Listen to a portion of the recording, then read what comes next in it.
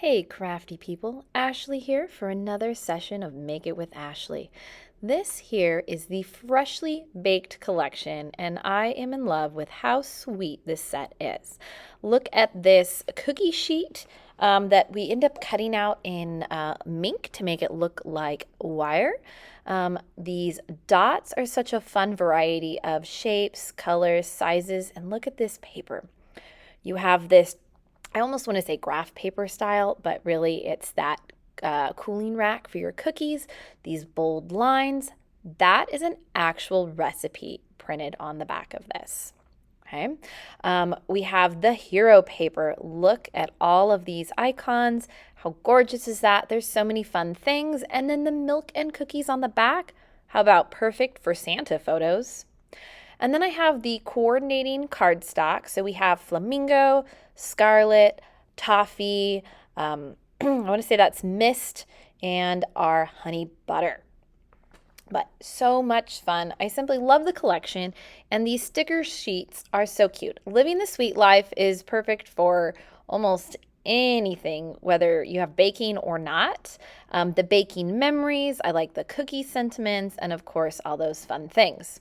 So I went ahead and die cut a bunch of stuff. These are the leftovers from the Freshly Baked workshop I am running live. So if you're interested in joining, you can check the drop-down info for more stuff about that 3-page workshop.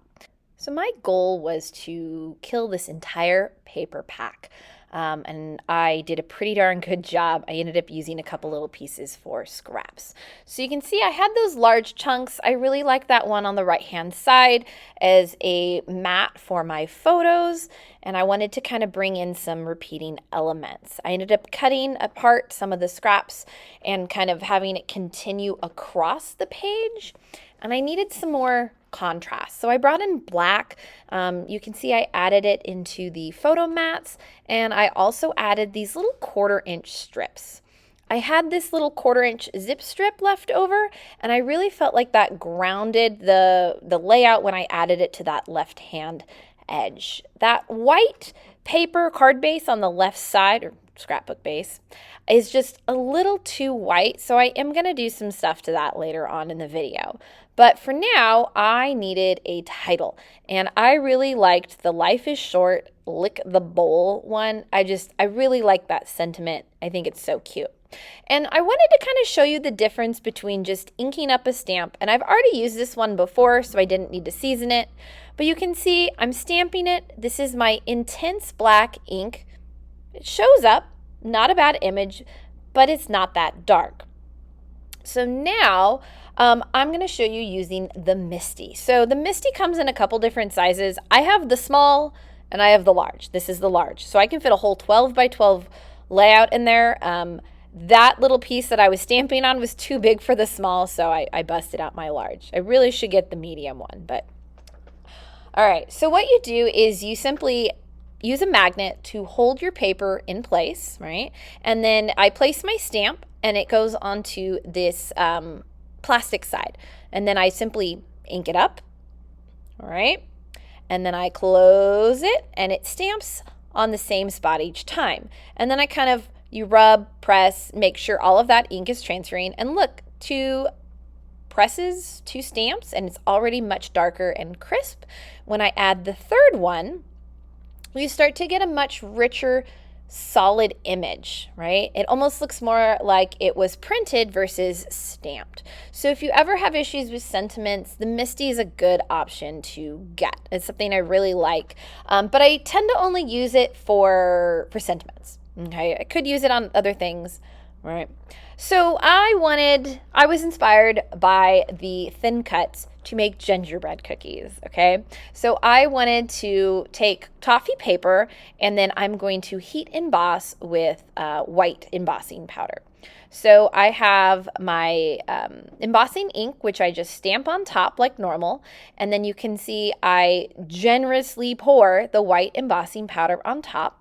You want to make sure you tap off all the excess. If you do have any little imperfections, you can sometimes use your finger or the edges of your tweezers to kind of clean up anything. So you can see I'm tapping it off, because if you don't tap it, you'll have this little excess when you hit it with the heat gun and it melts, it's going to stay there forever.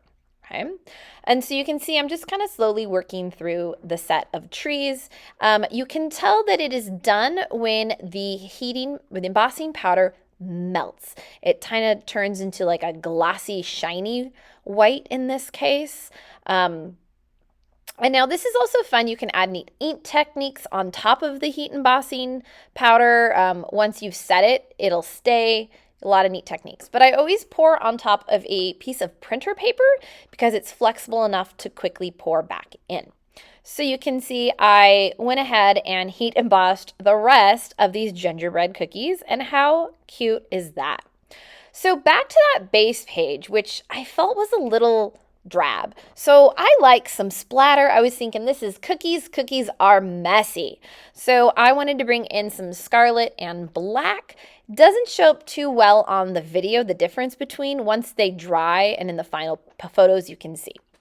And then my circle, I needed a little more definition on the edge. So I am taking my black shimmer brush and I am simply edging my circle.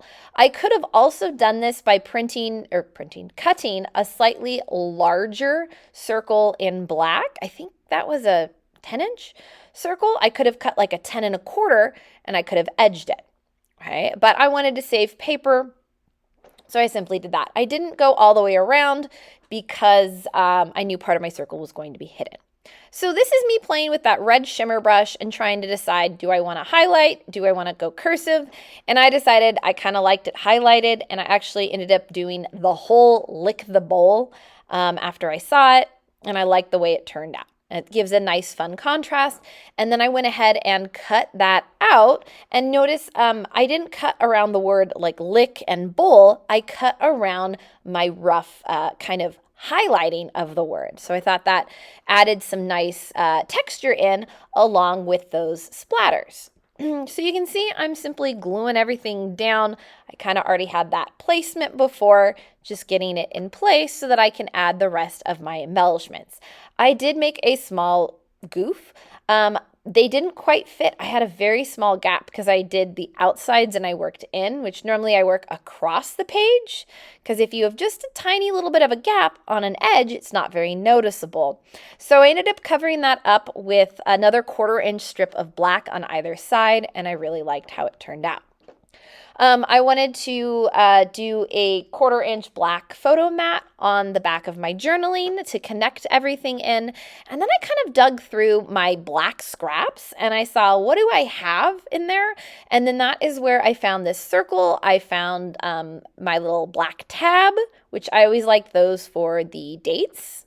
And then just another like little card shape cut out, I don't know, bracket that I was able to kind of stick in. So I'm having some repeating elements. Now, for this piping bag, a trick, whenever you have any type of white frosting, you want to color it with yellow. It's a highlight. You want to go for kind of the lightest shade of yellow you have, and it really just makes it pop and gives it that fun color. Now, for the tip on my icing bag, I went ahead and went with a light gray, just like like a metal frosting tip would be. And then that top of the bag felt a little plain, so I went ahead and edged that also with the matching gray, because you wouldn't have frosting in the top half of your bag. Well, hopefully wouldn't have frosting, depending on how messy you are with filling in these frosting bags. Okay. But overall, super cute. I use the same yellow technique whenever I am coloring, like let's say the whipped cream on a Starbucks coffee cup. But really kind of makes it pop. So try that out. So this was fun. I only had 3 photos of, this is the first time I made Christmas cookies with my son. And we do all kinds of punch out cookies. So when I saw this stamp set, I knew it would be perfect. So now I'm kind of just playing around with what stickers do I have. Some of those are actually the leftovers. I wanted to use the whole pack, and the zip strip was all of these sayings that you could cut apart. So I thought that was perfect. adding in these colored dots, which again, you have hearts, you have stars, and you have circles, and they're all in a variety of sizes. If you like the layout, don't forget to like and subscribe. You can also join my Facebook group for the live event where I'll be creating the other 3 layouts that went with this paper pack. All the details, including the materials I used to make this layout, will be in the link below. As always, craft on.